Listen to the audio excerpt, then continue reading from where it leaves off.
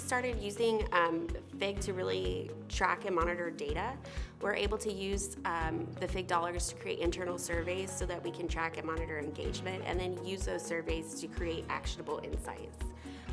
One of the data points that we've been able to track since PHIG is the retention rate, and we've tracked it since 2024, and since 2024 we just hit a retention rate of over 85% because of the work that we're doing with PHIG.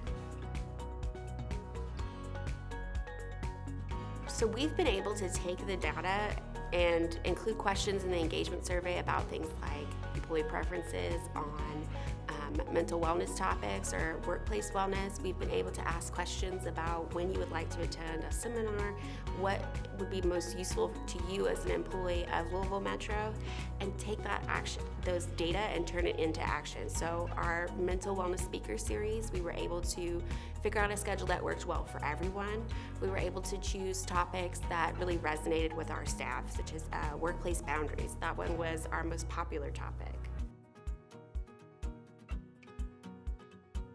One of the most important things about retaining our staff is that we really keep the continuity of care, especially when we're building partnerships in our community. We have a really amazing partnership with a local organization called Casita Center that supports the Latinx community of Louisville. And because of our partnership, we're able to attend monthly events to vaccinate that vulnerable community.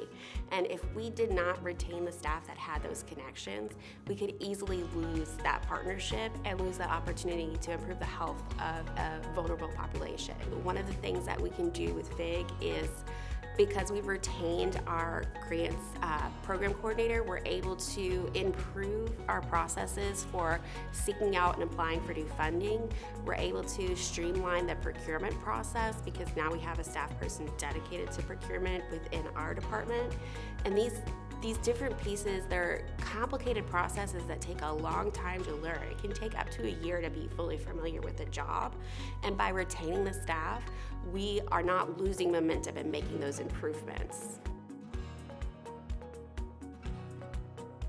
Since I've been able to be there, and since the workforce team has been able to be a part of the department, we've really made tremendous strides in just getting that data, sharing that data, making sure staff see the work that's happening and they feel supported and invested in, so they want to stay here.